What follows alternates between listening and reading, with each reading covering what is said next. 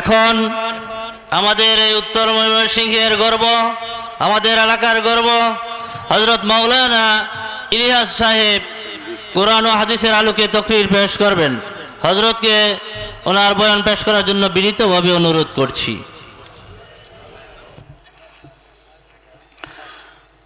আসসালামু আলাইকুম ওয়া রাহমাতুল্লাহি ওয়া বারাকাতুহু। আপনারা কেমন আছেন? আলহামদুলিল্লাহ,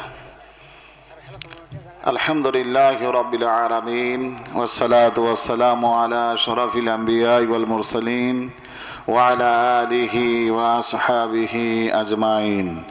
আম্মা বাদ, আউযু বিল্লাহি মিনাশ শাইতানির রাজীম। বিসমিল্লাহির রহমানির রহিম। আমরা সকলে দুরূদ শরীফ আল্লাহুম্মা সাল্লি আলা মুহাম্মাদ ওয়া আলা আলি মুহাম্মাদ কামা সাল্লাইতা আলা ইব্রাহিম ওয়া আলা আলি ইব্রাহিম ইন্নাকা হামিদুম মাজিদ। আল্লাহুম্মা বারিক আলা মুহাম্মাদ ওয়া আলা আলি মুহাম্মাদ كما باركت على إبراهيم وعلى آل إبراهيم إنك حميد مجيد।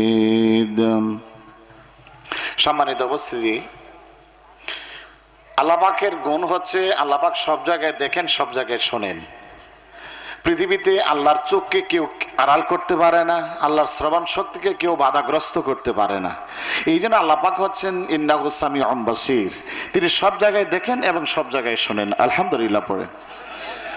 কিন্তু আল্লাহ পাক এখানে আমরা আছি, এটা আল্লাহ পাক আমাদেরকে আরশে আজিম থেকে নজর করে দেখছেন। আমার বান্দারা আল্লাহ পাকের আলোচনাকে, আল্লাহ পাকের বরত্বকে উঁচু করে ধরে রাখার জন্য এখানে কিছু আলোচক এসেছেন এবং কিছু শ্রোতারা এসেছেন।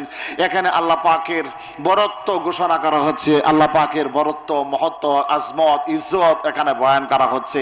এটা আল্লাহ সুবহানাহু ওয়া তাআলা আরশে আজিম থেকে তিনি নজর করে দেখছেন। আলহামদুলিল্লাহ বলেন।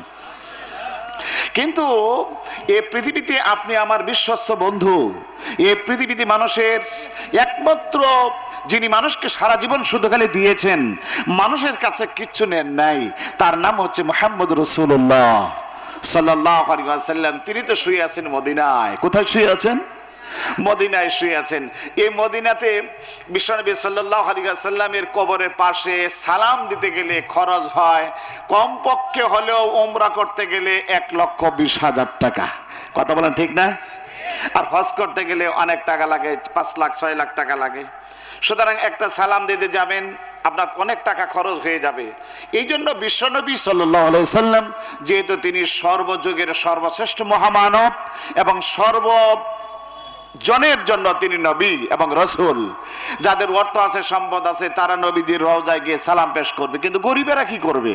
যাদের অর্থ নাই, সম্পদ নাই, টাকা নাই, পয়সা নাই, খেটে খাওয়া মানুষ, ঠেলাওয়ালা, রিক্সাওয়ালা, কুলি, মজুর, তাঁতি, তোমার কথা বলেন ঠিক না? এদের উপায় কি? এই জন্য আল্লাহ সুবহানাহু ওয়া তাআলা বিশ্ব নবীর কাছে সালাম পৌঁছানোর জন্য অনলাইনের ব্যবস্থা করছেন। সুবহানাল্লাহ বলেন ঠিক না? এখন আপনারা অনলাইন চিনেন, অনলাইন। আর এই অনলাইনের খবর হয়েছে 1400 বছর আগে। সুবহানাল্লাহ বলেন। বিশ্বনবী সাল্লাল্লাহু আলাইহি ওয়াসাল্লাম বলেন, কোন জায়গায় যদি কেউ দাঁড়িয়ে হোক, বসে হোক, শুয়ে হোক, কেউ যদি আমার নামে একবার দুরূদ শরীফ পড়ে, দুরূদ শরীফ তার পড়তে দেরি, কিন্তু দুরূদ শরীফটা আমার কাছে পৌঁছাতে দেরি হয় না। তাহলে দুরূদ শরীফের মাধ্যমে আল্লাহ পাক আমাদেরকে সরাসরি দেখছেন। আর বিশ্বনবী সাল্লাল্লাহু আলাইহি ওয়াসাল্লামের সাথে যদি আজকে আমরা এখানে আসি, এই মাঠে আসি, এই মজলিসে আসি, এটা যদি আপনি খবর পৌঁছাতে চান, তাহলে দুরূদ শরীফের কোনো বিকল্প। দুরূদ শরীফ পড়লে সাথে সাথে আপনার নাম, আমার নাম, আপনার বাবার নাম, আমার বাবার নাম সহ, নাম ঠিকানা সহ সব নবীজির রওজায় পৌঁছায় দিবে মুহূর্তের ভিতরে। চিল্লা বলেন মারহাবা। এই জন্য আমাদের দুরূদ শরীফকে মহব্বতে হবে না অবহেলার সাথে হবে? অবহেলার সাথে না গুরুত্বের সাথে? এই জন্য মহব্বতে পারেন।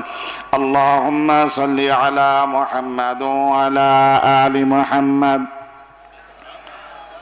কামা সাল্লাইতা আলা ইব্রাহিম ওয়া আলা আলি ইব্রাহিম إنك حميد مجيد اللهم بارك على محمد وعلى آل محمد كما باركت على إبراهيم وعلى آل إبراهيم إنك حميد مجيد اللهم آمين ربنا ظلمنا أنفسنا وإن لم تغفر لنا وترحمنا لنكونن من الخاسرين ربنا آتنا في الدنيا حسنة وفي الآخرة حسنة وقنا عذاب النار ربنا آتنا في الدنيا حسنة وفي الآخرة حسنة وقنا عذاب النار ربنا لا تزغ قلوبنا بعد إذا هديتنا وهب لنا من لدنك رحمة إنك أنت الوهاب رب العالمين يا أرحم الراحمين يا رب كريم يا رحمن يا رحيم يا كريم يا غفار يا ستار يا ودود يا رؤوف يا حنان يا منان يا ديان يا حي يا قيوم برحمتك أستغيث رب العالمين পাবিয়াজেরি কবরস্থান সংলগ্ন নোরানে কেরাতে হাফিজিয়া মাদ্রাসার ময়দানে শত শত মুসলমানকে নিয়ে কয়েকবার দরুদ ও সালাম পরে তোমার দরবারে হাত তুলেছি আল্লাহ মেহেরবানি করে দয়া করে মায়া করে তুমি আমাদেরকে মাফ করে দাও রব্বুল আলামিন মেহেরবানি করে তুমি আমাদেরকে মাফ করে দাও রব্বুল আলামিন মেহেরবানি করে তুমি আমাদেরকে মাফ করে দাও রব্বুল আলামিন আমরা যেন হাত তুলেছি আল্লাহ মেহেরবানি করে আমাদের জীবনের অপরাধ তুমি মাফ করে দাও আল্লাহ আমরা বুঝে অন্যায় করেছি না বুঝে অন্যায় করেছি প্রকাশ্যে অন্যায় করেছি গোপনে অন্যায় করেছি বুঝি নাই গো মাবুদ আমরা বুঝিনি আল্লাহ জীবনে যত অপরাধ করেছি গুনাহে কাবিরা গুনাহে সাগীরা জীবনের সব গুনাহ তুমি মাফ করে দাও রব্বুল আলামিন আকাশের নিচে জমিনের উপরে যত মুমিন মুমিনাত আছেন সবাইকে তুমি মাফ করে দাও পৃথিবীর সমস্ত উলামায়ে কেরামদেরকে তুমি মাফ করে দাও পৃথিবীর সমস্ত হাফেজে কোরআনদেরকে মাফ করে দাও পৃথিবীর সমস্ত দ্বীনের দায়ীদেরকে মাফ করে দাও রব্বুল আলামিন মেহেরবানি করে দয়া করে আমাদেরকে দ্বীনের দায়ী হিসাবে কবুল করে নাও রব্বুল আলামিন মেহেরবানি করে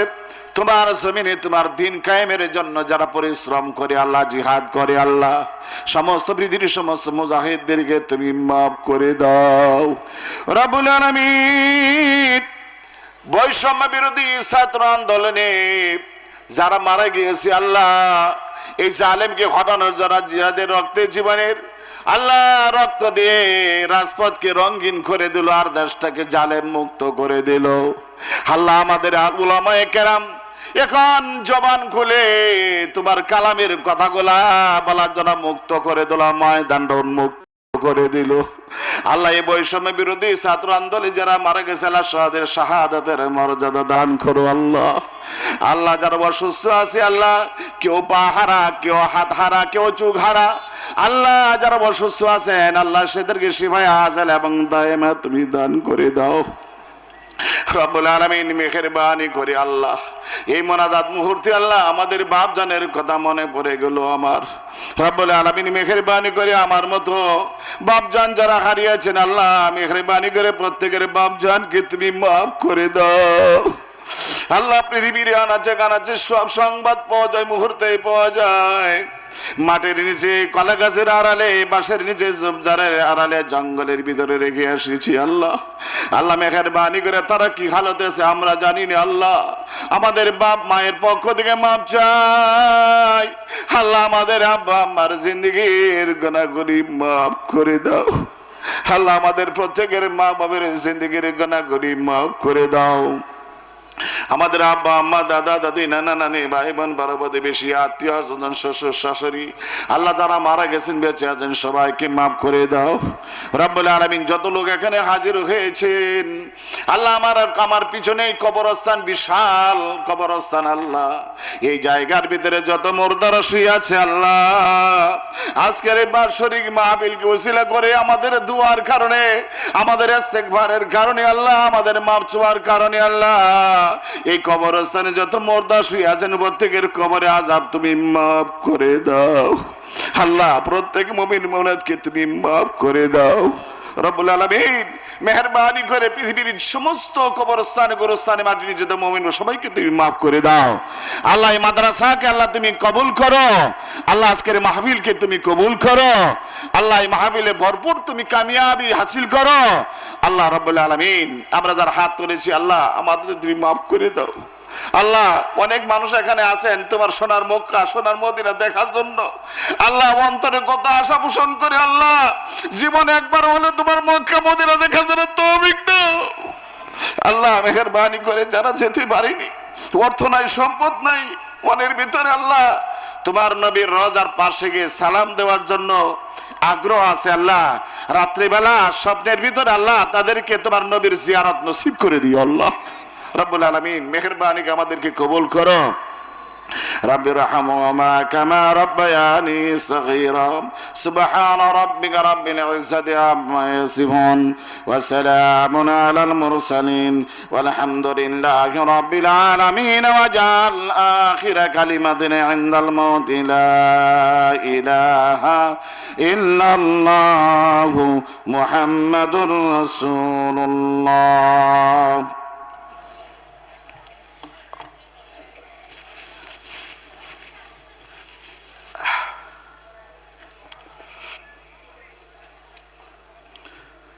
পাবিয়াজের গোরস্থান সংলগ্ন নূরানিয়া হাফিজিয়া মাদ্রাসার বাৎসরিক ইসলামী মহাসম্মেলন সম্মানিত সভাপতি বাংলাদেশের উন্নত মানের আলেম দ্বীন শাইখুল হাদিস আলহাজ হযরত মাওলানা নূর হোসেন সাহেব দামাত বারাকাতুহুল আলিয়া, আজকের এই মাহফিলের সম্মানিত সহসভাপতি বিশিষ্ট আলেম দ্বীন আমাদের পরিচিত ব্যক্তিত্ব হযরত মাওলানা আবু বকর সিদ্দিক সাহেব মাদজুল আলী, আজকের এই মাহফিলের সম্মানিত আমন্ত্রিত ওলামায়ে কেরাম, সম্মানিত অতিথিবৃন্দ এবং সম্মানিত প্রধান আলোচক, সুদূর নাটোর থেকে এসেছেন, আপনাদের সুপরিচিত ললিত কণ্ঠ, আবেগ ঘন কণ্ঠে তিনি ওয়াজ করেন, সে আমার বড় ভাই হযরত মাওলানা রেজাউল করিম নাটোরি, চিল্লা বলেন মারহাবা। তিনি উপস্থিত হয়ে গেছেন, তিনি আমার পিছনে আসবেন, অল্প সময়ে তিনি পিছনে আসবেন। আমি আপনাদের সময় বেশি নষ্ট করব না, কারণ আমি জানেন আপনারা আমি কথা বলি, কোরআন হাদিস ছাড়া আমার কথা হয় না। কথা হয় কখনো মাঠে, কখনো কথা হয়। আমি কিচ্ছা কাহিনী বলতেও জানি না, এটা বলতে পছন্দও করি না, আলহামদুলিল্লাহ পড়েন। এই জন্য সম্মানিত উপস্থিতি, ইনি আমার পিছনে আসবেন। এই জন্য আমি অল্প আকারে আপনাদের কিছু প্রয়োজনীয় কথা, আমার জীবনের কিছু প্রয়োজনীয় কথা আপনাদের সাথে আরজ করব। আর একটা দোয়া চাই। আমি আমার আরেকটা মাহফিল আছে রহিমগঞ্জ, ফুলপুর রহিমগঞ্জ, ওখানে যাওয়ার ইচ্ছে আছে। যাক আলহামদুলিল্লাহ, আপনারা আমার জন্য দোয়া করবেন যে আল্লাহ পাক যেন আমাদেরকে সফরকে আল্লাহ পাক যেন ত্রুটিমুক্ত করেন, আল্লাহ পাক যেন হেফাজত করেন, যেন বলুন আমিন। আমি লম্বা ভূমিকা দিবই না, সরাসরি আলোচনায় চলে যাব যেহেতু সময় কম। আলহামদুলিল্লাহ, আমি সূরা মুনাফিকুন, মুনাফিকের নামে সূরা। এই সূরাটা কার নামে? মুনাফিকের নামে। যারা ওপরে মুসলমান ভিতরে কুফরি, ওপরে মুসলমান ভিতরে কুফরি, এদেরকে কোরআনের ভাষা কি বলা হয়? মুনাফিক বলা হয়।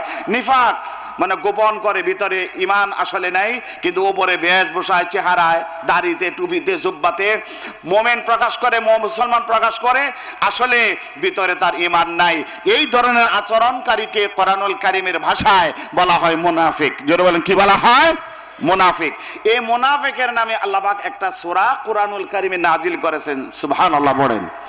এই মুনাফিকের সূরার একবারে শেষের দিকে আল্লাহ সুবহানাহু ওয়া তাআলা তিনি বলছেন, মানুষের জীবনে এই দুনিয়ার তথ্য উপাত্ত দুনিয়ায় থাকাকালীন সব চেনা যায়, জানা যায়, বোঝা যায়, সব সমস্যা হলে এটা ভাবভঙ্গি দিয়ে বোঝা যায়।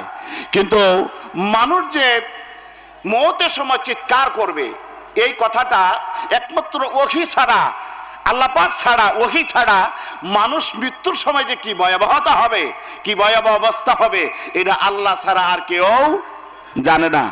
গত আলোচনা যারা আপনারা দুরাইল শুনেছেন, সেখানে বাকির সাথে আজকে কথাটা একটু মিলিয়ে নেবেন, অনেকটাই মিল হবে। এরপরের কথাগুলো আজকে আমি বলবো ইনশাআল্লাহ। সম্মানিত উপস্থিতি, গতকালকে আমি সেখানে বলেছিলাম সূরা আনফালের 50 নম্বর আয়াত থেকে যে আল্লাহ পাক বলছেন, হে নবী, ওয়ালাউ তারা ইয ইয়াতাওয়াফা, যখন কাফিরেরা মারা যায়, নবী তুমি যদি সেই দেশটি, সেই সময়ের অবস্থা আপনি যদি দেখতেন, কি ভয়াবহ অবস্থা যখন কাফিরেরা মারা যায়।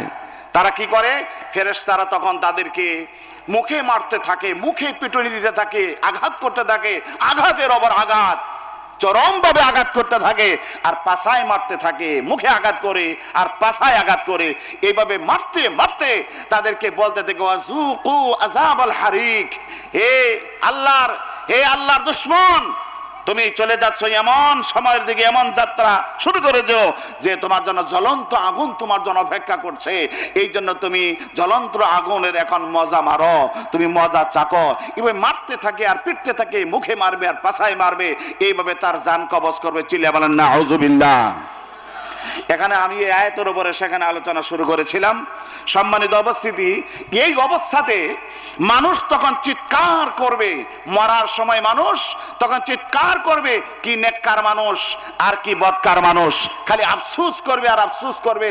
যারা মুমিন হবে তারা আফসোস করবে, আরে আমি তো ধরা খেয়ে গেছি, আমার যে পরিমাণ আমলটা আরো বেশি প্রয়োজন ছিল। সুবহানাল্লাহ বলেন। দুনিয়ার ভিতরে টাকা, যেমন দুনিয়ার ভিতরে টাকা ছাড়া মানুষের দাম আছে, কথা বললেন না যারা? দুনিয়ায় টাকা ছাড়া মানুষের দাম আছে। টাকা থাকলেই সাহেব হওয়া যায়, কি হওয়া যায়? সাহেব হওয়া যায়, সম্মান পাওয়া যায়, ইজ্জত পাওয়া যায়। এই জন্য ইজ্জত পাওয়ার, সম্মান পাওয়ার যতগুলো ক্যাটাগরি আছে, এর মাঝে অর্থ সম্পদ থাকাটা একটা ক্যাটাগরি। সুবহানাল্লাহ বলেন। সম্মান পাওয়ার যদি কি পাওয়া যায়, শিক্ষিত হয়, ভালো আলেম হয়, শিক্ষিত হয়, ইমাম হয়, মানুষ তাকে সম্মান করে। নেতা হলে মানুষ সম্মান করে কিছু পাওয়ার লাগিয়া। আর এলেম কালাম থাকলে মানুষ তাকে শ্রদ্ধা এবং ভক্তি করে তার এলেমের কারণে। আর অর্থ সম্পদ থাকলে মানুষ তাকে শ্রদ্ধা করে তার কাছে কিছু পাওয়া যায়। কথা বলেন ঠিক না? সম্মানিত উপস্থিতি, এইভাবে করে এই মানুষেরা এই মওতের মুহূর্তে তারা আফসোস করবে, যা দুনিয়ার ভিতরে টাকা না থাকলে যেমন মানুষটা অসহায় হয়ে পড়ে, মানুষটা অভাবী হয়, পরকালীন জীবনে, দুনিয়ার জীবনে টাকা যেমন, পরকালীন জীবনে নেকি তেমন। সুবহানাল্লাহ বলবেন না? দুনিয়ার জীবনে টাকা যেমন, পরকালীন জীবনে নেকি তেমন। সম্মানিত উপস্থিতি, দুনিয়ায় তো বুঝবেন না, টাকা দুনিয়া প্রয়োজন, টাকা বুঝেন, কিন্তু পরকালীন জীবনে সেখানে টাকা চলবে না, মুদ্রা চলবে না, স্বর্ণ চলবে না, রূপা চলবে না, রিয়াল চলবে না, রিঙ্গিট চলবে না, ডলার চলবে না, ওখানে চলবে একমাত্র নেকি। চিল্লায়া বলেন মারহাবা। কি চলবে সেখানে? নেকি চলবে। সম্মানিত উপস্থিতি, এই জন্য এই নেকির জন্য ভালো মানুষেরা তখন চিৎকার করে, আল্লাহ আমাকে আবার দুনিয়ায় পাঠাও, আমি আর একটু বেশি করে আমল করি, বেশি করে নেক কাজ করি, যেটা করেছি এটা আমার জন্য যথেষ্ট নয়, আমারও আরো প্রয়োজন ছিল। সুবহানাল্লাহ বলেন। নেককাররা চিৎকার করবে, আবার যারা অপরাধী তারা চিৎকার করবে। এই কথাই আল্লাহ পাক কোরআনুল কারীমের সূরা মুনাফিকুনের শেষ আয়াতে আল্লাহ পাক বলছেন, ফেরেশতারা যখন মারতে থাকবে, পিটাইতে থাকবে আর মারতে থাকবে, বদকার যারা হবে এবং যারা অপরাধী হবে, যারা কাফির হবে, ফেরেশতারা তাদের মুখে মারবে আর পাছায় মারবে, মুখে মারবে আর কোথায় মারবে? পাছায় মারবে। মানুষ যখন মারা যায় ওখানে করার কিছু থাকে, করার কিছু থাকে। এই কথাটা আল্লাহ পাক 1400 বছর পূর্বে কোরআনুল কারীম আল্লাহ পাক বলছেন। আপনি বলেন তো দেখি, প্রেসিডেন্ট যদি মারা যায়, ওখানে প্রধানমন্ত্রী সহ মন্ত্রী পরিষদের সব সদস্যরাও যদি ওখানে বসা থাকে, তারা কিছু করার আছে? কথা বলেন, কিছু করার আছে? আল্লাহ পাক বলেন, দেখো আমার আজরাইলের কাছে তোমরা এত অসহায়, তোমাদের না এত পাওয়ার, তোমাদের না এত ক্ষমতা, তোমাদের না এত দাপট, তোমাদের দাপটে মাটি কাঁপে। আর এই জায়গায় আজরাইলে ধরে প্রেসিডেন্ট মরতেছে, কিচ্ছু করার নাই, কথাকার। আল্লাহ রাব্বুল আলামিন বলেন وَإِذَا بَلَغَتِ الْحُلْقُمْ وَأَنْتُمْ حِينَئِذٍ تَنْظُرُونَ। আল্লাহ পাক বলেন যখন তোমাদের পাওয়ারফুল ব্যক্তিরা যদি গলার ভিতরে ঘের ঘের শুরু হয়ে যায়, কণ্ঠনালীর ভিতরে যখন তার আত্মাটা হযরতে আজরাইল আলাইহিস সালাম বৃদ্ধাঙ্গুলি থেকে পা থেকে চাপতে চাপতে চাপতে পুরা বডি থেকে যখন আত্মাটা একত্র করে যখন তার গলার ভিতরে নিয়ে আসে, গলার ভিতরে যখন নিয়ে আসে গের গের গের গের গের গের শুরু হয়ে যায়। মানুষ তখন দৌড়াইয়া একজন আরেকজনকে খবর দেয়, তাড়াতাড়ি ভাইকে খবর দেয়, তাড়াতাড়ি মাকে খবর দেয়, তাড়াতাড়ি বোনকে খবর দেয়, বাবার অবস্থা ভালো না, কথা বলো ঠিক কিনা। এইভাবে আত্মীয় স্বজন একজন আরেকজনকে খবর দেয়। সম্মানিত উপস্থিতি, সেই জায়গায় গ্যার গ্যার গ্যার গ্যার করতে থাকে। আল্লাহ পাক এই দৃশ্যটার কথা বলতে গিয়ে আল্লাহ পাক বলেন এই সময় মানুষ তখন চায়া দেখে বাপ মরতেছে, চায়া দেখে কিচ্ছু করার নাই, মা মরতেছে, চায়া দেখে কিচ্ছু করার নাই, ছোট বাচ্চাটা মরতেছে, বাবার সামনে কিচ্ছু করার নাই, মায়ের সামনে বাচ্চা মরতেছে, কিচ্ছু করার নাই, নেতার সামনে নেত্রী মরতেছে, কিচ্ছু করার নাই। সম্মানিত উপস্থিতি, আল্লাহ পাক বলেন এই সময়টা হলো মানুষের জীবনে অত্যন্ত ভয়াবহ সময় ছিল। বলেন সুবহানাল্লাহ।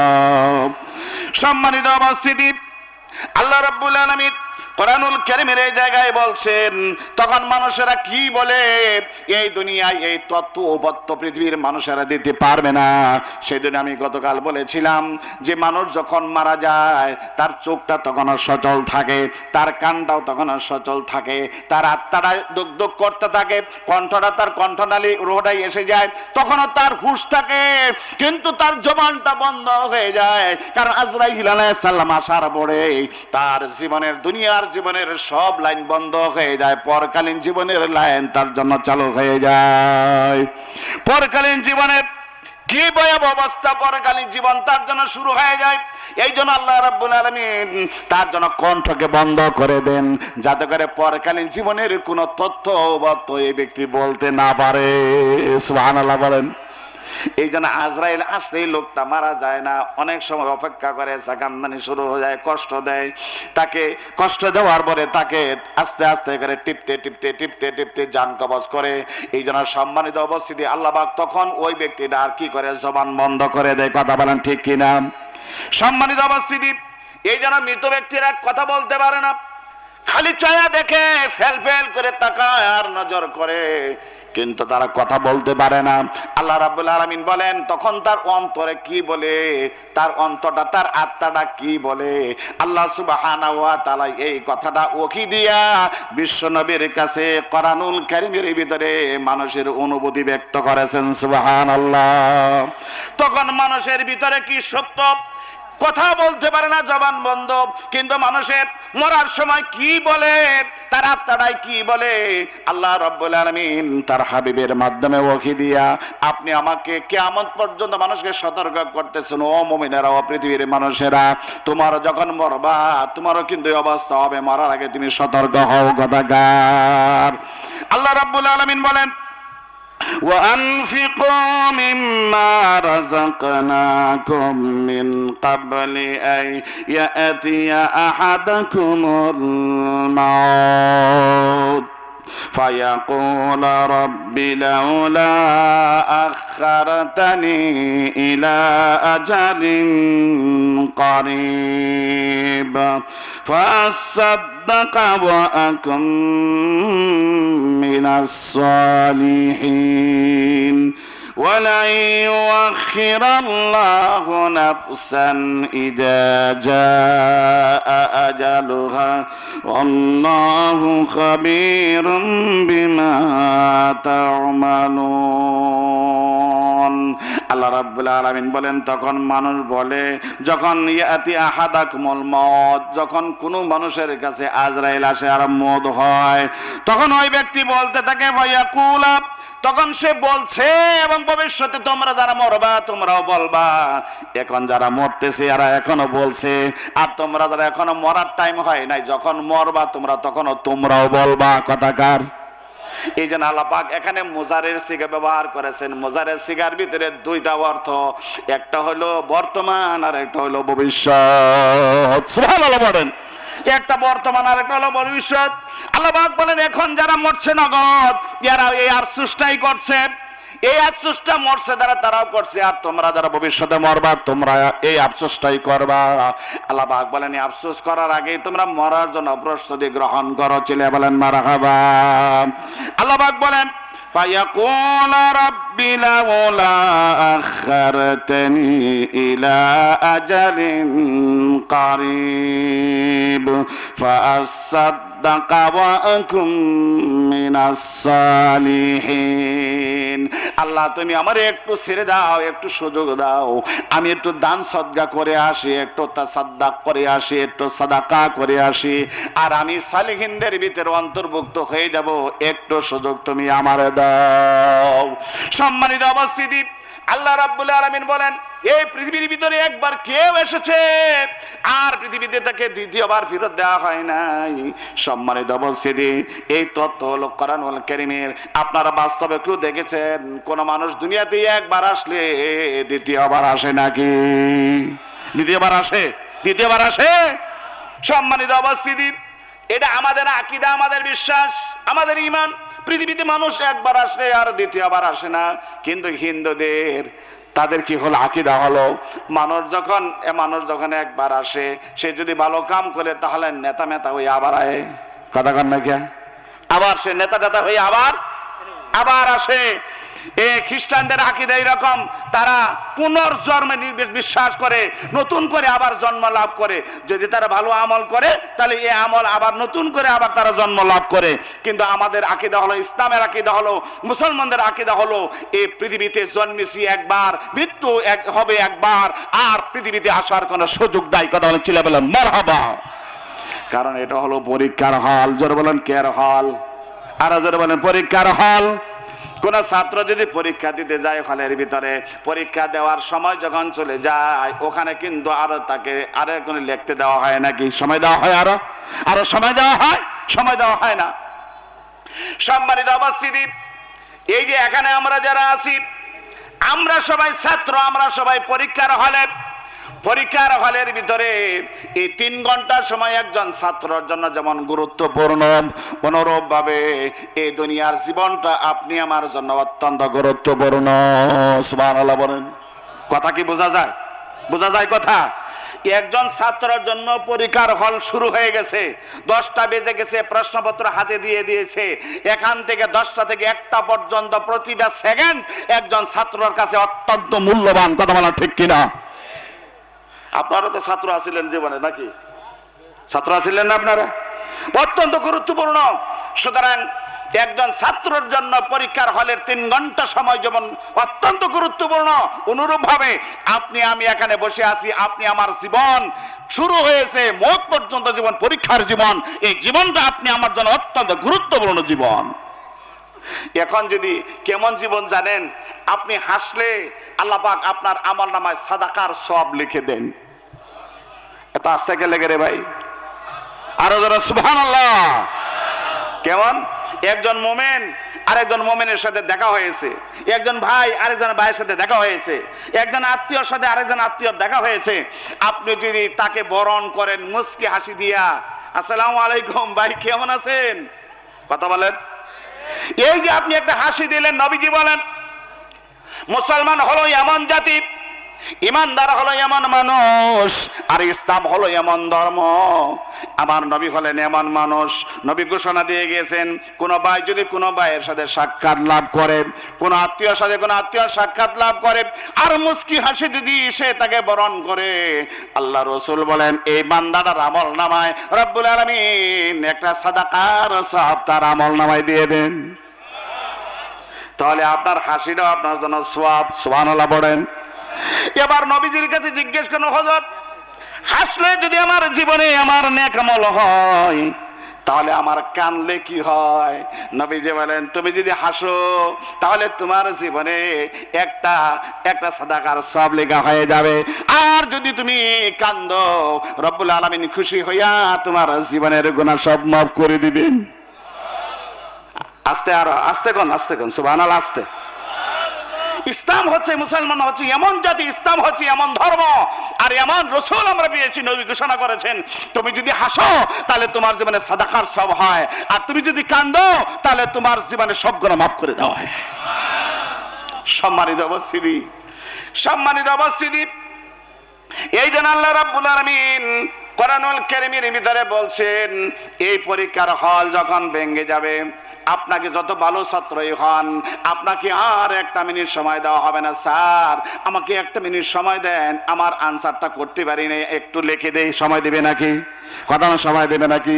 পরীক্ষার হল ভেঙে গেলে যেমন আপনাকে আর সময় দেওয়া হবে না, অনুরূপে আপনার পরীক্ষার জীবন যখন শেষ হয়ে যাবে হযরত আজরাইল আলাইহিস সালাম এসে হাজির হয়ে যাবে, আর একটা সেকেন্ড সময় দেওয়া হবে না। সম্মানিত উপস্থিতি, আপনার জীবন পরীক্ষার জীবন, প্রত্যেকটা মুহূর্ত আপনার জন্য অত্যন্ত গুরুত্বপূর্ণ। এই জন্য ভাইয়েরা আমার, আমি আপনাদেরকে বলি, এই যে আমার পিছনে কবরস্থান, আমার পিছনে হলো কবরস্থান, এই কবরস্থানের ভিতরে আপনারা এমনি আসে না মানুষে নিয়ে আসে? এমনি আসে না মানুষে নিয়ে আসে? সম্মানিত উপস্থিতি, যে মসজিদে আপনি আসতে পারেন না, ইচ্ছা করে মসজিদে আপনি আসতে পারেন না, আসে আল্লাহর কুদরতি বা সিজদা করতে পারেন না, কিন্তু আপনি আসলে না আসলে কি হবে, মসজিদের সেই পালকিটা কিন্তু সময় মতো আপনার বাড়িতে পৌঁছে যাবে।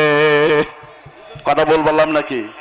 আপনি মসজিদে আসতে পারেন না, কিন্তু আপনি এমন সময় হবে আপনার মসজিদের সেই পালকিটা কিন্তু সময় মতো আপনার বাসায় ঠিকই পৌঁছে যাবে। সুবহানাল্লাহ বলেন। এই জানার সম্মানিত উপস্থিতি, সেই পালকি চড়ে চলে আসবেন পাবিয়াজির হাই স্কুল মাঠে। হাই স্কুলের মাঠে মানুষ জমায়েত হবে, আপনার জানাজা পড়া হবে, এরপরে আপনাকে পিছনে গুরুস্থানে মাটি চাপা দেখে রেখে যাবে। এই জায়গার ভিতরে রাত্রিবেলায় আর কেউ আসবে না। কথা বলেন ঠিক কিনা? সম্মানিত উপস্থিতি, এই কবর হচ্ছে এমন একটা মারাত্মক জায়গা, এই জায়গার কথা পরে বলবো। আমি যে কথাটা বলছিলাম, আমরা সবাই পরীক্ষার হলের ভিতরে আছি। পরীক্ষার হলটা যেমন 3 ঘন্টা সময় যেন গুরুত্বপূর্ণ, আপনি আমার জীবনটা হচ্ছে গুরুত্বপূর্ণ। সুতরাং কোনো ছেলে যদি পরীক্ষার সময় আসে, পরীক্ষা চলতেছে, এই অবস্থায় যদি আপনার ছেলে না আপনার কিচ্ছু হয় না, কিন্তু একজন সচেতন মানুষ হিসাবে, অভিভাবক হিসাবে, একজন শিক্ষিত মানুষ হিসাবে শিমুলতলা বাজারে যদি আইসা দেখেন যে ছেলেটা আগামীকাল তার পরীক্ষা চলতেছে, এই ছেলেটা এখানে ক্যারাম বোর্ড খেলতেছে, আপনার মেজাজ ভালো থাকবে না খারাপ হবে? কথা বললে বোঝা যায়, কথা বোঝা যায়। একজন ভালো ছাত্র, আপনি জানেন ছেলেটার পরীক্ষা চলতেছে, কিন্তু পরীক্ষা হলে আগামীকালকে সে এখানে ক্যারাম বোর্ড খেলতেছে, এই জায়গায় কোনো অভিভাবক না, তার কেউ আত্মীয় স্বজন না, কে একজন সচেতন নাগরিক হিসাবে মানুষের কল্যাণ যারা চায়, এমন মানুষ যদি আপনি হন, তাহলে বলবেন কিরে বাবা তোমার না পরীক্ষা চলতেছে? কথা বলে, কিরে বাবা তোমার না পরীক্ষা চলতেছে, তাহলে আগামীকাল তোমার পরীক্ষা অতীতে গেছে, এখন পরীক্ষা চলছে, তাহলে তুমি এখানে ক্যারাম বোর্ড খেলতেছে কেন? বাবার এই কাজটা কিন্তু ভালো না, বাড়িতে চলে যাও, যাই লেখাপড়া করো, আগামীকাল তোর পরীক্ষা। কথা বলে ঠিক না? সম্মানিত উপস্থিতি, এই কথাটা আপনারা যেমনে বুঝলেন, আমি একজন আপনাদের দরদি মানুষ হিসাবে, আপনার মহব্বতের ভাই হিসাবে, কারো বাতিজা হিসাবে, কারো নাতি হিসাবে, কারো ছেলে হিসাবে, কারো আপনজন হিসাবে আমি আপনাদেরকে বলবো, ভাই আপনারা প্রতিটা মুহূর্ত, জীবনের মুহূর্ত পর্যন্ত আপনার পরীক্ষার হলে আছেন, এই জায়গায় বাজে আড্ডা বাজারে দিয়েন না, বাজে আড্ডা দিবেন না। আপনি পরীক্ষার হলে, আপনি পরীক্ষা দিচ্ছেন, এশার নামাজ পড়েছেন, আর বাজারে আসবেন না। দেখা যায় মুসলিম মানুষ, পরহেজগার, দিনদার, ইমানদার, বিশ্বনবীর সুন্নত হচ্ছে তুমি এশার নামাজ পড়েছো, তোমার যদি কোনো কাম কাজ না থাকে, ও হয়তো তুমি আড্ডায় যেও না, সরাসরি তুমি বিছানায় চলে যাও। সুবহানাল্লাহ বলবেন না? কিন্তু মুসল্লি দেখা যায় নামাজ পড়ে আর দইরা বাজারে দিগায়। কোন দিগায়? এটা কি সুন্নতের আমল না সুন্নতের খেলাফ? কথা, সুন্নতের আমল না সুন্নতের খেলাফ? সম্মানিত উপস্থিতি, নবীজি বলেছেন তোমরা এশার নামাজ শেষ হয়ে গেলে তোমরা আর কোথাও আড্ডা দেবে না, সরাসরি বিছানায় চলে যাবা। নবীজি বলেন তুমি যদি এশার নামাজের পরে তুমি যদি ঘুমায় যাও, শেষ সাথে তোমার ঘুমটা ভেঙে যাবে, তোমার ঘুমটা পুরো হয়ে যাবে। ওই সময় উঠে যদি তুমি আল্লাহর কাছে দোয়া করো, বিশ্ব নবী সাল্লাল্লাহু আলাইহি সাল্লাম বলেন আন উবাদা ইবনে সামিত রাদিয়াল্লাহু তাআলা আনহু قال, নবী সাল্লাল্লাহু আলাইহি সাল্লাম থেকে উবাদা ইবনে সামিত রাদিয়াল্লাহু তাআলা হাদিসটি বর্ণনা করেন, রাত্রিবেলা আপনি ঘুমিয়েছেন এশার নামাজ পড়ে, এরপরে যখন আপনি শেষ সাথে আপনার ঘুমটা ভেঙে গেল, এরপরে যখন আপনি মুখের ভিতরে পচা লালা নিয়া, মুখের ভিতরে আপনার লালা, মুখের ভিতরে আপনার সেব, এই সেব এবং লালা নিয়া তখন আল্লাহর কাছে দোয়া করেন, আল্লাহুম্মা আল্লাহ আলহামদুলিল্লাহিল্লাযী আহইয়ানা বা'দা আমাতানা ওয়া ইলাইহিন নুশুর। আল্লাহু আকবার। তখন আপনি বলেন আলহামদুলিল্লাহিল্লাযী আহইয়ানা বা'দা মা আমাতানা ওয়া ইলাইহিন নুশুর। সমস্ত প্রশংসা আমার রবের, যিনি আমি মরে যাওয়ার পরে রব্বুল আলামিন আবার আমার জিন্দা করছেন। সুবহানাল্লাহ। নবীজি বলেন এই জায়গায় তুমি যদি আল্লাহর কাছে দোয়া করো, আল্লাহর কাছে দোয়া করো, আল্লাহর কাছে চাও, আল্লাহ নবী বলেন আল্লাহ রাব্বুল আলামিন তোমার সমস্ত সব দোয়া কবুল মঞ্জুর করে নেবেন। সুবহানাল্লাহ। সম্মানিত উপস্থিতি, সেই দোয়াটা হলো এই লা ইলাহা ইল্লাল্লাহু ওয়াহদাহু লা শারীকা লাহু লাহুল মুলকু ওয়া লাহুল হামদু ওয়া হুয়া আলা কুল্লি শাইইন কাদির। আলহামদুলিল্লাহি ওয়া সুবহানাল্লাহি ওয়া লা ইলাহা ইল্লাল্লাহু আল্লাহু আকবার ওয়া লা হাওলা ওয়া লা কুওয়াতা ইল্লা বিল্লাহ। নবীজি বলেন মুখের ভিতরে লালা নিয়া ঘুম থেকে ওঠার পরে তুমি যদি এইভাবে দোয়া শুরু করে দাও, আল্লাহ নবী বলেন এই অবস্থায় তুমি আল্লাহর কাছে যা চাইবা রব্বুল আলামিন তোমাকে তার সব দিয়া দিবেন।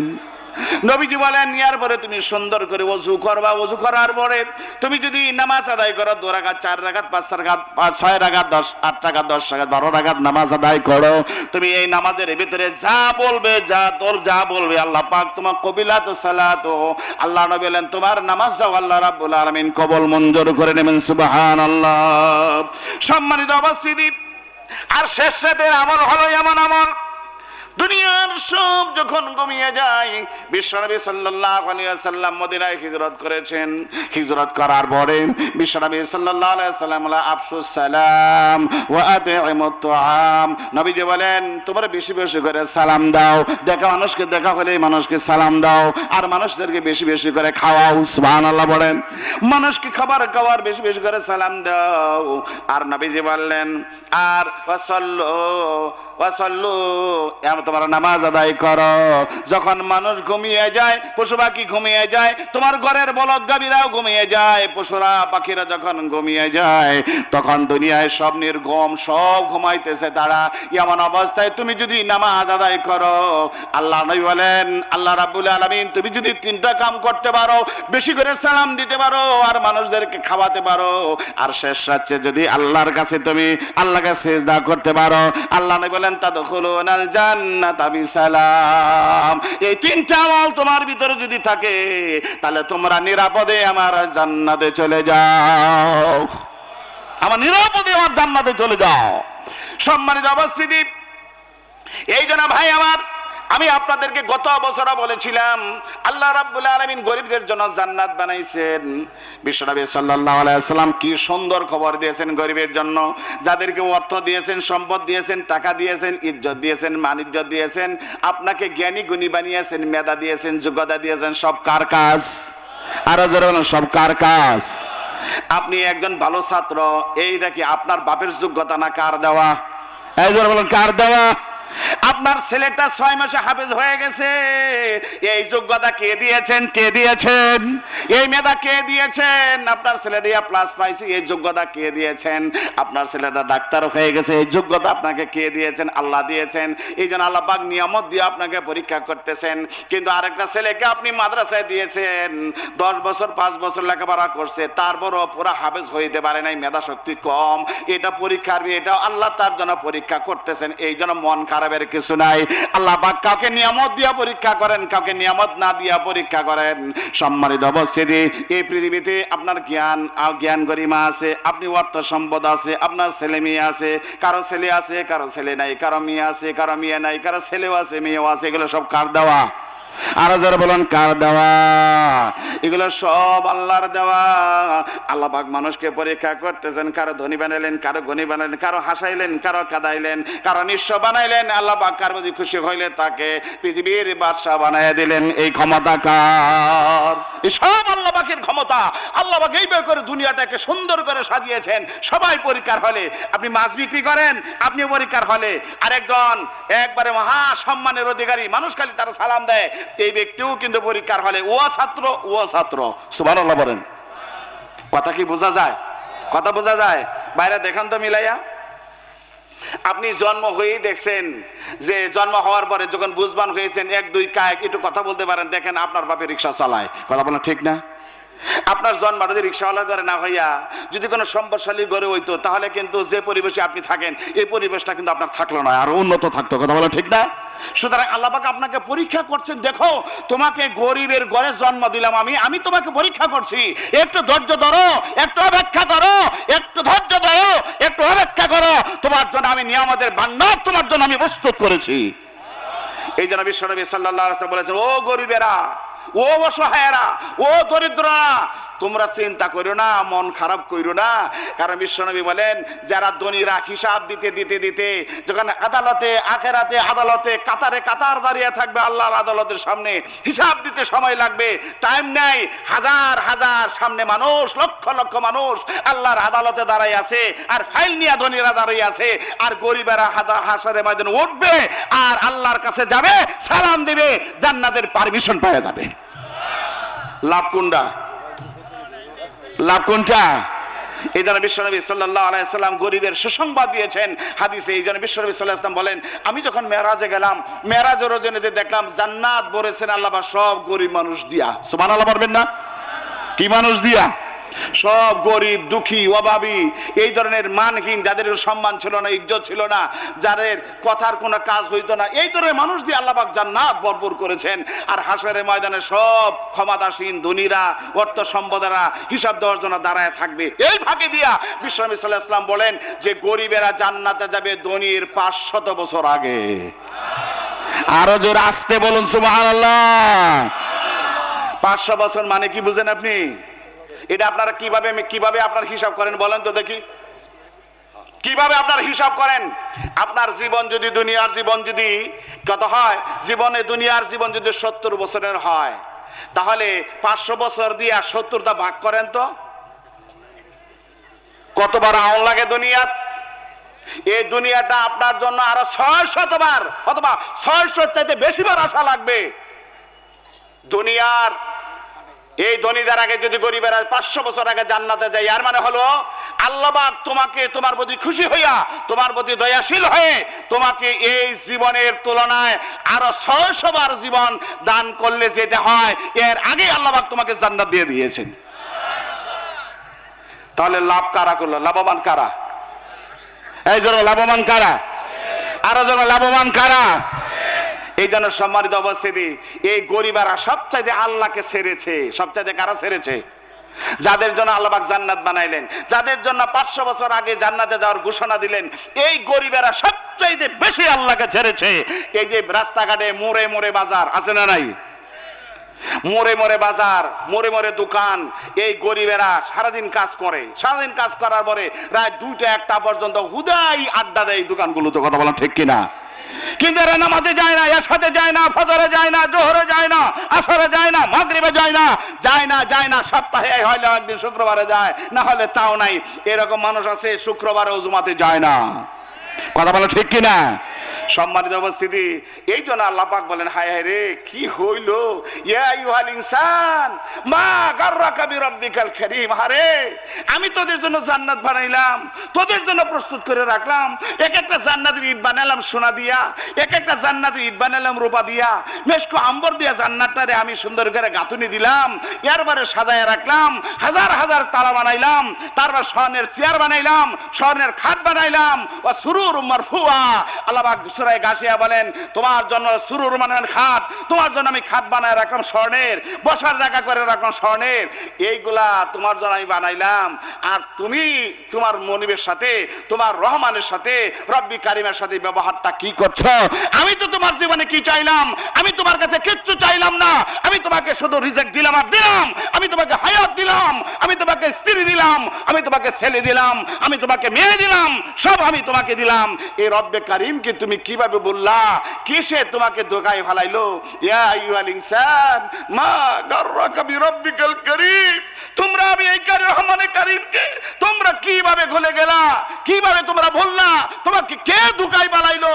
সম্মানিত সম্মানিত উপস্থিতি, আমার দরিদ্র ভাইয়েরা, রিকশাওয়ালা ভাইয়েরা, ঠেলাওয়ালা ভাইয়েরা, খেটে খাওয়া মানুষেরা, আপনাদের জন্য 500 বছর আগে আপনাদের জান্নাতের পারমিশন হয়ে যাবে। এই জন্য দোকান বাড়ে এশার নামাজের পরে ভাইয়েরা আড্ডা দিবেন না, বাজে চিন্তা করবেন না, ফজর নামাজ পড়বেন, সরাসরি আপনি চলে যাবেন বিছানায়। ফজর নামাজটা আবার পড়বেন। যখন আপনি এশার নামাজ জামাতে পড়লেন, ফজর নামাজ জামাতে পড়লেন, বিশ্বনবীর কাছ থেকে শুনুন বিশ্বনবী সাল্লাল্লাহু আলাইহি ওয়াসাল্লাম কি বলেছেন আপনার ব্যাপারে। যে ব্যক্তি এশার নামাজ জামাতে পড়ে, কেউ যদি ফজর নামাজ জামাতে পড়ে, নবীজি বলেন সারা রাত তাহাজ্জুদ নামাজ পড়লে যে সওয়াব পাওয়া যায়, আল্লাহ নবী বলেন যে ব্যক্তি এশার নামাজ জামাতে পড়ে, ফজর নামাজ জামাতে পড়ে, আল্লাহ নবী বলেন তাহাজ্জুদের সওয়াব আল্লাহ পাক তারা মনে হয় দিয়ে দেবেন। আর কি চান? আর কি চান আপনারা বলেন?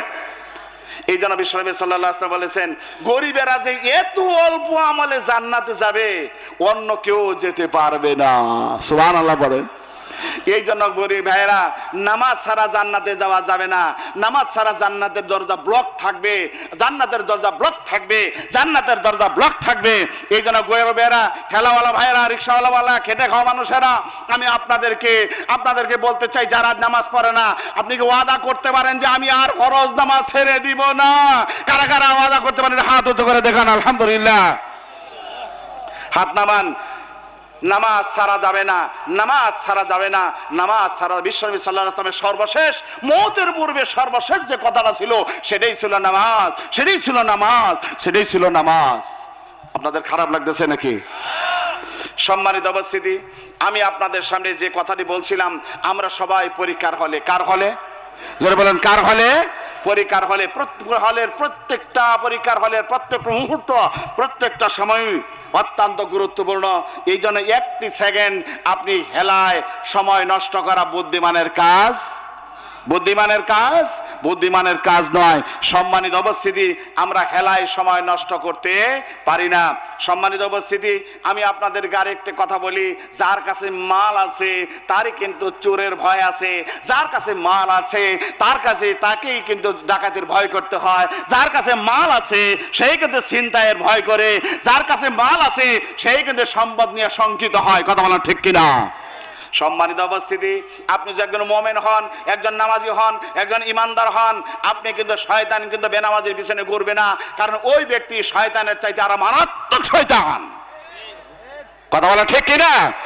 শয়তান আল্লাহর একটা সিজদা না করার কারণে শয়তান হইল, আর আপনি 5 ওয়াক্ত 5 বার 24 ঘন্টার মধ্যে 5 বার হুকুম দিল, ও একটা হুকুম না মানার কারণে শয়তান, আর আপনি দৈনিক 5 বার, তার শয়তান বেশি কেডা? কথা বল না? শয়তান একবার হুকুম না, একটা সিজদা না করার কারণে শয়তান হয়ে গেল, আর আপনি দৈনিক 5 বার করে হুকুম দেওয়া হয়েছে, আপনি জান না, তাহলে আপনি শয়তানের চাইতে আরো 4 গুণ বেশি শয়তান। কথা বলা ঠিক কিনা? এরপরে আপনি 5 ওয়াক্ত পড়েন না, সপ্তাহ চলে গেল, 5 আর 40 ওয়াক্ত নামাজ নাই, এরপরে 40 ওয়াক্তও নাই, ঈদের জামাতও টুকটাক যায়। কথা বলেন ঠিক না? ঈদের জামাতে টুকটাক যায়। আপনার মতো এত বড় শয়তান বোধ আপনার পিছনে কোনে আল্লাহ কাছে, আল্লাহ আমি তো শয়তানি, কিন্তু এত বড় শয়তান আমি আর আমার জানা নাই। সম্মানিত উপস্থিতি, আবার কিছু মানুষ আছে লোক দেখানো, এই জন্য নামাজ পড়েও মানুষ নামাজ না পড়লে জাহান্নামে যাবে, নামাজ পড়েও জাহান্নামে যাবে, নামাজ না পড়েও জাহান্নামে যাবে, নামাজ পড়েও জান্নাতে যাবে। এরা কারা? যারা নামাজ পড়ে লোক দেখানো। কোরআনে আছে না নাই? ফাওয়াইলুল লিল মুসাল্লিন, ওই মুসল্লিদের জন্য ধ্বংস যারা নামাজ পড়ে মানুষকে দেখানোর জন্য। নামাজ পড়বো কার জন্য? আরো জন নামাজ পড়বো কার জন্য? আল্লাহর জন্য। মানুষকে দেখানোর জন্য নামাজ পড়বো না। মাইক হয়ে গেল, মাইকিং হয়ে গেল, অমুকের জানাজা হবে, অমুকের জানাজা হবে, ইন্না লিল্লাহি ওয়া ইন্না ইলাইহি রাজিউন। আপনি বেনামাজি মুসল্লি, আপনি তো নামাজে যান না, আপনি আগামী জুমা ছাড়া তো আর মসজিদে যাইবেন না। এই ব্যক্তি কাবর ইস্তারি করে চলে গেছে 60 কিলোমিটার দূরে জানাজার মধ্যে। এমন মুসল্লি আছে না নাই? অথচ বাড়ির বলো মসজিদে 5 বার আজান, এই মুসল্লি মসজিদে কথা কন না, মসজিদে নাই, কিন্তু 60 কিলোমিটার দূরে জানাজায় হাজির হয়ে গেছে। আচ্ছা দৈনিক 5 বার নামাজ পড়া এটা ফরজ না সুন্নত? আর কত ফরজ না সুন্নত? আর জানাজা নামাজ পড়াও ফরজ, কিন্তু ফরজ হলে এটা ওইরকম ফরজ, কেউ যদি পৃথিবীর একজন লোক যদি জানাজা পড়ে ফেলায় তাহলে প্রত্যেকটা উম্মতের পক্ষ থেকে আদায় হয়ে যাবে। সুবহানাল্লাহ বলেন। কিন্তু আপনি যেটা আপনার ফরজে আইন এটা আপনি ছেড়ে দিলেন, কিন্তু যেটা আপনার ফরজে আইন নয়, ফরজ ঠিকই ফরজে আইন নয়, কিছু লোক পরে দিলে আদায় হয়ে গেল, আপনি ওই জায়গায় চলে গেলেন। কি জন্য গেছেন জানেন? ওইখানে গেলে বিনা পয়সায় জনসভা করা যায়। কথা কি ভুল বললাম? কথা কি ভুল বললাম? এটা আঙ্গার হালুয়াঘাটে কম, এটা নাইলতাবাড়িতে আমি বেশি ওদিকে থাকি বেশি। জানাজা গেলে নেতা নেত্রীদের অভাব মানে ঠেলায় জানাজার ভিতরে আলেম ওলামাদের কথা বলার কোনো সুযোগই ছিল না। শেষ পর্যন্ত একবারে বেডি ফোনে কথা কইতো। কথা কই না কে? এই আফা আছে না গেছে? কথা কন না, এই আফা আছে না গেছে? এই জন্য সম্মানিত উপস্থিতি, জনপ্রিয়তা কাহা বলে? জনপ্রিয় হলে সেই ব্যক্তি যিনি যখন ক্ষমতা হারাবেন, মরে যাবেন, তখন যদি মানুষ তাকে ভালোবাসে, তার জানাজায় লক্ষ লক্ষ মানুষ উপস্থিত হয়, তখন বুঝবেন মানুষ তাকে ভালোবাসে। কথা বলো ঠিক কিনা? ক্ষমতা থাকলে যে সবাই খালি সালাম, কথা কন না কি? সবাই সালাম। সম্মানিত উপস্থিতি, আফা যে মারা গেল, যারা সারা জীবন আফা কইতে কইতে মুখে ফেনা তুললে আসে, বদিয়া যেমন বাদশাহ কইতো, ওই লেবু তুই যে পরিমাণ আফারে আফা ডাকলি, তুই যদি এই পরিমাণ আল্লাহরে আল্লাহ ডাকতি তাহলে অতদিন তুমি আল্লাহর ওলি হইয়া যাইতি, তাই না? এই পরিমাণ আফা আফা আফা কইতে কইতে এই আফা যখন মরে গেল, নাইলতাবাড়িতে 10টা লোহ গেল না আফার জানাজার মধ্যে। কথা কই না কি? এর দ্বারা প্রমাণ হয় কি জানেন? জনপ্রিয়তা, আসল জনপ্রিয়তা হলো সেটা থাকতে হয় ইমান, থাকতে হয় নেক আমল, থাকতে হয় ইমান, থাকতে হয় নেক আমল। কথা বলেন ঠিক কিনা? করোনার সময় সরকার বাধা দিচ্ছে, করোনার সময় 3-5 লোক একত্রিত হওয়া যাবে না। এই অবস্থায় জুবায়ের আনসারী যখন মারা গেল ব্রাহ্মণবাড়িয়া, না কোন জায়গায়, ব্রাহ্মণবাড়িয়া মারা গেল, সেই গভর্নমেন্ট বলতেছে 3-4-5 লোকের উপরে যাওয়া যাবে না।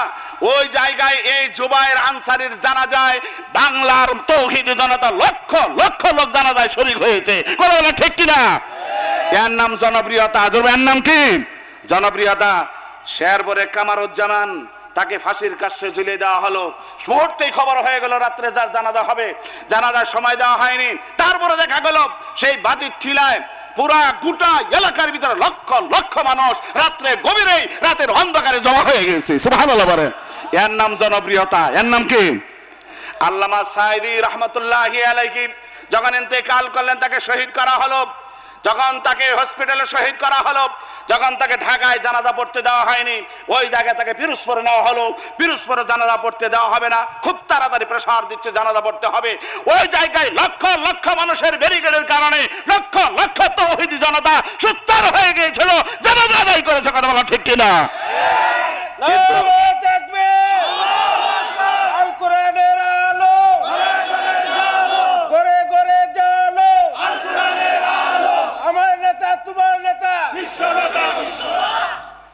সম্মানিত উপস্থিতি, জনপ্রিয়তা। এই জন্য আল্লাহ পাক বলছেন ওয়াল আসর ইন্নাল ইনসানা লাফি খুসর। এই পৃথিবীর সব মানুষ ধ্বংস, সব ধ্বংস। সময়ের কসম, ইতিহাসের কসম, এটা আমাকে বলা লাগবে না, ইতিহাস প্রমাণ করে দিবে। তবে হ্যাঁ, ইল্লাল্লাযিনা আমানু ওয়া আমিলুস সালিহাত, তবে যারা নেক আমল করবে আর ঈমান আনবে, আল্লাহ পাক বলেন এরা কখনো ইহকালও ক্ষতিগ্রস্ত না, পরকালও ক্ষতিগ্রস্ত। সম্মানিত উপস্থিতি, আমি যে কথাটি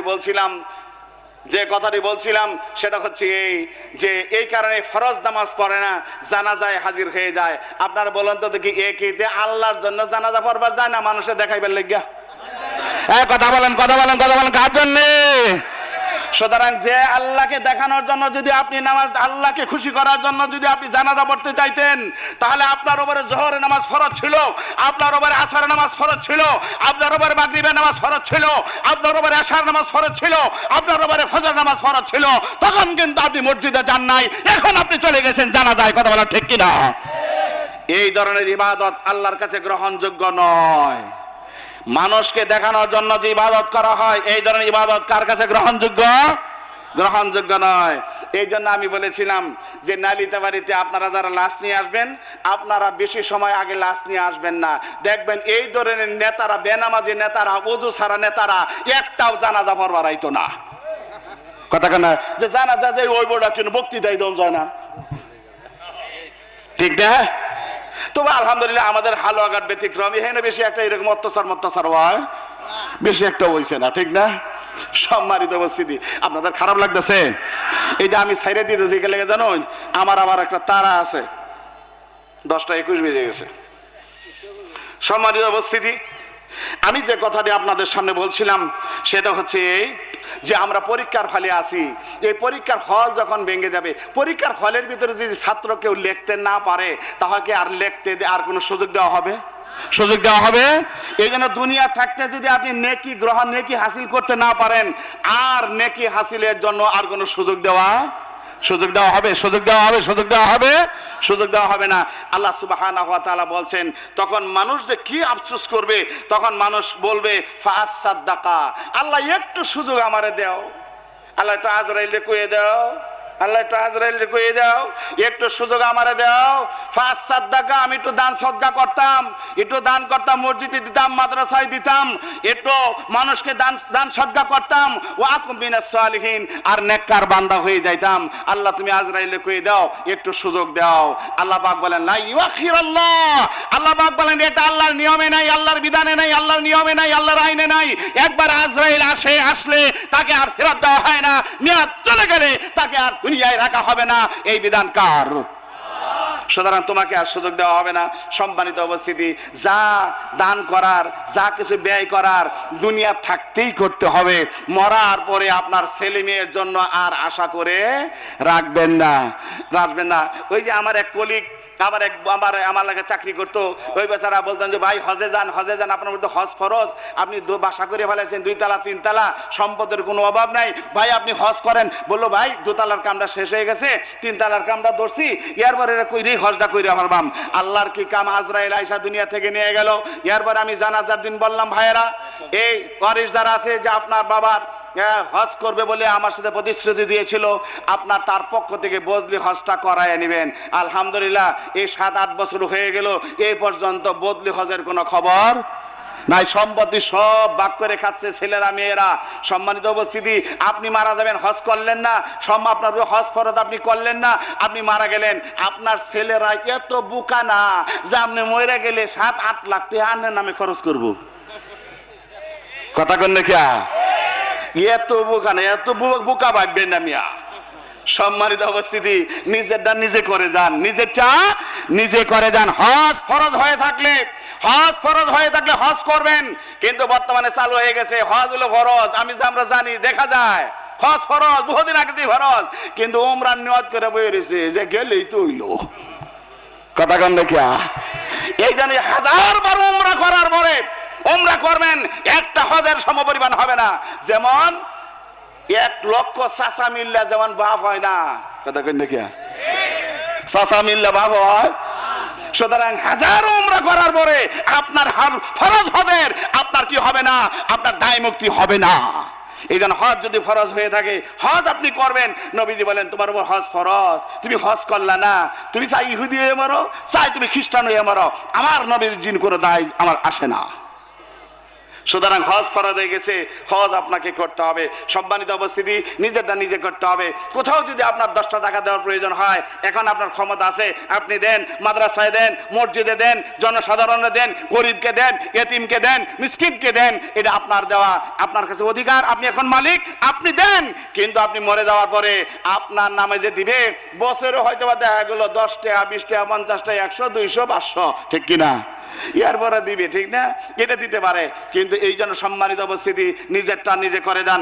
এই জন্য সম্মানিত উপস্থিতি, আমি আপনাদের কাছে আবেদন করব, আপনারা তো জানেন যে বছরে এই মাহফিলটা কি জন্য করা হয়, আপনাদের কোরআন হাদিসের আলোচনা শোনানো হয়। 2 নম্বর হচ্ছে এই মাদ্রাসাগুলো এই কালেকশন দ্বারাই চলে, এটা আপনারাও জানেন, আমরাও জানি। আপনারা তো রেডিওই আসেন, কথা বলেন ঠিক না? যে গুরুস্থানের লগে আমরা যাইতেছি, এখানে মাহফিল, বাবা আছে, মা আছে, আত্মীয় স্বজন আছে, ছেলে আছে, মেয়ে আছে, নিজ হাতে যে শোয়ে রেখে আইলাম, ওদের জন্য কিছু হাদিয়া পাঠানোর জন্য একটা ব্যবস্থা, এটা মনে করেন একটা বাজার, তাদের জন্য কিছু পাঠানোর জন্য। এই জন্য আপনারা তো রেডি হয়ে আসেন, এটা আমরা জানি দেখেই তো কই। কথা ঠিক না? কথাকে খারাপ বললাম? খারাপ বললাম? এই জন্য এই প্রতিষ্ঠান এখানে হোক, এখানে কোরআন তেলাওয়াত হোক, এখানে আপনারা জানাজা নিয়ে আসলে শত শত পোলাপান জানাজায় হাজির হয়, ছোট্ট ছোট্ট ছেলে মেয়েরা, এই মাসুম বাচ্চারা, আপনার ছেলে মরল, মেয়ে মরল, বাপ মরল, ভাই মরল, বেড়াদার মরল, মা মরল, এই ছোট্ট ছোট ছেলেরা এখানে জানাজায় শরীক হয়। এটা কি লক্ষণ ভালো না খারাপ? কারা কারা লক্ষণ ভালো ভালো করে দুহাত উঁচু করে দেখান। আলহামদুলিল্লাহ। হাত নামান। যে সমস্ত ছেলে মেয়েরা এই জায়গায় জানাজা মানে কি জানেন? জানাজার নামাজ হচ্ছে সুপারিশ। জানাজার নামাজ হচ্ছে সুপারিশ। তারপর মৃত ব্যক্তির পক্ষ হইয়া সুপারিশ করে এই ছোট ছোট ছেলেমেয়েরা যাদের আমল নামায় কোনো গুনাহ নাই, আর এর হলো পৃথিবীর সবচেয়ে বড় জাকিরিন। কারণ কোরআন তেলাওয়াত হচ্ছে সবচেয়ে বড় জিকির। চিল্লাবেন বলেন সুবহানাল্লাহ। এই ছোট ছোট ছেলেরা এখানে জাকিরিন, তারা সর্বক্ষণ তারা কোরআন তেলাওয়াত করে, সর্বক্ষণ তাদের জিহ্বা তরতাজা থাকে, সর্বক্ষণ তারা কোরআনুল কারীম তেলাওয়াত করে, সর্বক্ষণ তারা আল্লাহর কথা কয়। সুতরাং এই ছেলে মেয়েগুলো যদি যখন বলে আল্লাহুম্মা গফির লি হাইয়িনা ওয়া মাইয়িতিনা ওয়া শাহিদিনা ওয়া গায়িবিনা ওয়া সাগীরিনা ওয়া কাবীরিনা ওয়া যাকারিনা ওয়া উনসানা, তখন আল্লাহ পাকের আরশ পর্যন্ত কেঁপে উঠেছিলেন। মারহাবা। সম্মানিত উপস্থিতি, এই জন্য আপনাদের এই প্রতিষ্ঠান এখানে ধরে রাখার প্রয়োজন আছে না নাই? প্রয়োজন আছে না নাই? কারা কারা ধরে রাখার নিয়ত আছে? দুহাত উঁচু করে এখানে। আলহামদুলিল্লাহ। আপনামান এই প্রতিষ্ঠান বাইরে দুনিয়ার টাকাটা মোহর মনে করেন না, মরে গেলে দুনিয়া থাকবে দুনিয়ার জায়গায়, আপনি চলে যাবেন গুরুস্থানে। কোথায় চলে যাবেন? গুরুস্থানে চলে যাবেন।